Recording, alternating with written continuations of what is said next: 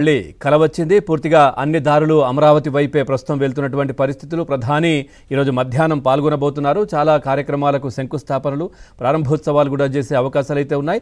ఓవరాల్గా ఈ అంశానికి సంబంధించి మరింత సమాచారాన్ని అందించడానికి మా కరెస్పాండెంట్స్ అందరూ అక్కడ సిద్ధంగా ఉన్నారు. ముఖ్యంగా ఇటు సత్య, తర్వాత సాంబశివరావు, ప్రసాద్ కూడా లైవ్లో సిద్ధంగా ఉన్నారు. ముందుగా సత్యతో మాట్లాడదాం. సత్య, పూర్తి డీటెయిల్స్ ఏంటి? అన్ని దారులు కూడా అమరావతి వైపే కనిపిస్తూ ఉన్నాయి. అమరావతి 2.0కు సర్వం సిద్ధమైనట్టుగా తెలుస్తోంది. పూర్తి డీటెయిల్స్ అంటే అక్కడ ఎట్లా ఉంది పరిస్థితి? పవన్, రాష్ట్ర వ్యాప్తంగా 8,000 బస్సుల్లో ప్రజలు అమరావతి పునర్నిర్మాణ కార్యక్రమానికి వస్తున్నారు. అయితే వాళ్ళు ఒకటే విషయం చెబుతున్నారు, ఇది అమరావతి పునర్నిర్మాణం కాదు, అమరావతి పునరుజ్జీవనం అని చెబుతున్నారు.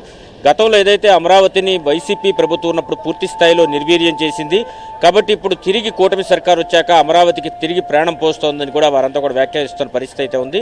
ప్రస్తుతం మనం కరెక్ట్గా సభా ప్రాంగణం వద్దనో చూడొచ్చు. సభా వేదిక ఇక్కడి నుంచి చూస్తే కనుక మనకు ఆ సభా వేదిక కనిపిస్తుంది. అందులో మొత్తం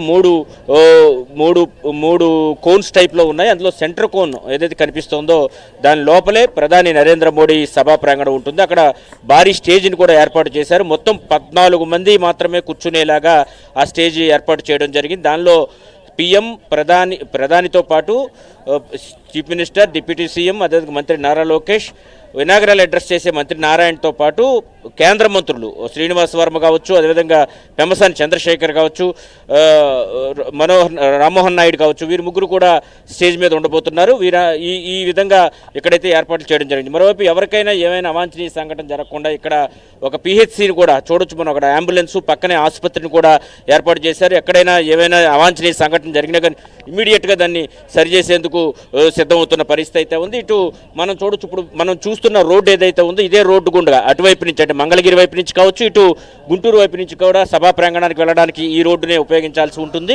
ఇదే సమయంలో కొంచెం మనం ఇటు చూస్తే కనుక, రైట్ సైడ్ చూస్తే కనుక, లెఫ్ట్ సైడ్ చూస్తే కనుక ఈ సభా ప్రాంగణానికి సంబంధించి వచ్చే వాళ్ళ కోసం తాగునీరు, అదేవిధంగా మెడిసిన్స్, అదేవిధంగా ఇతరమైనటువంటి సౌకర్యాలన్నీ కల్పించేందుకు మెడికల్ క్యాంపు, అదేవిధంగా తాగునీరు, మంచినీళ్లు కానీ మజ్జిగ కానీ ఇక్కడే సప్లై చేయబోతున్నారు.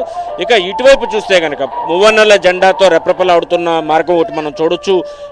ఈ మార్గం నుండే ప్రధాని నరేంద్ర మోడీ సచివాలయం ముందున్నటువంటి హెలిప్యాడ్ నుంచి ఈ మార్గంలో ద్వారానే సభా ప్రాంగణానికి రాబోతున్నారు.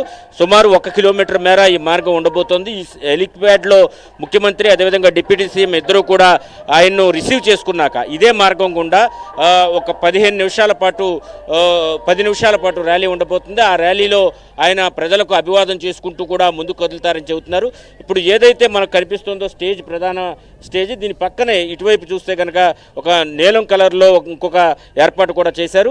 ప్రధాన స్టేజ్ మొత్తం సిట్టింగ్ అరేంజ్మెంట్స్ చేశారు. ఈ నీలం కలర్లో ఉండే మొత్తం కూడా భారీ డిస్ప్లేలు ఏర్పాటు చేసి మీటింగ్ను ప్రజలు చూసేందుకు సుమారు 50,000 మంది పట్టేలాగా అక్కడ ఏర్పాట్లు చేయడం జరిగింది. మరోవైపు అమరావతి మనం మీటింగ్కి ఎంటర్ అవుతుండగానే ఇక్కడ స్క్రాప్తో చేసినటువంటి బొమ్మలు, అంటే ఎన్టీ రామారావు, అదేవిధంగా నరేంద్ర మోడీ, అమరావతిని తలపించే బుద్ధుడు, అదేవిధంగా కాలచక్రం, బుద్ధుని వెనుక కాలచక్రం లాంటివన్నింటినీ కూడా ఇక్కడ ఏర్పాటు చేశారు. మొత్తం మీద తీసుకుంటే కనుక సభా వేదిక వద్దకు ఇప్పుడిప్పుడే ప్రజలైతే చేరుకుంటున్న పరిస్థితి అయితే ఉంది. ప్రజలందరూ కూడా చేరుకుని మరి కాసేపట్లో ఈ సభ ప్రారంభమవుతుంది. ప్రధాని నరేంద్ర మోడీ మధ్యాహ్నం కరెక్ట్గా 2:55 గన్నవరం ఎయిర్పోర్ట్లో దిగుతారు. అక్కడి నుంచి హెలికాప్టర్ ద్వారా, వాయుసేనకు సంబంధించినటువంటి హెలికాప్టర్ ద్వారా సచివాలయం ముందున్న హెలిప్యాడ్లో దిగుతారు. అక్కడి నుంచి ఇప్పుడు మనం ఇంతకుముందు చూసిన మార్గం గుండా ఆయన ర్యాలీగా వచ్చి సభా ప్రాంగణానికి చేరుకుంటారు. సభా ప్రాంగణంలో భారీ ఎత్తున, అంటే 5 లక్షల మందికి సరిపడే ఆహారం కానీ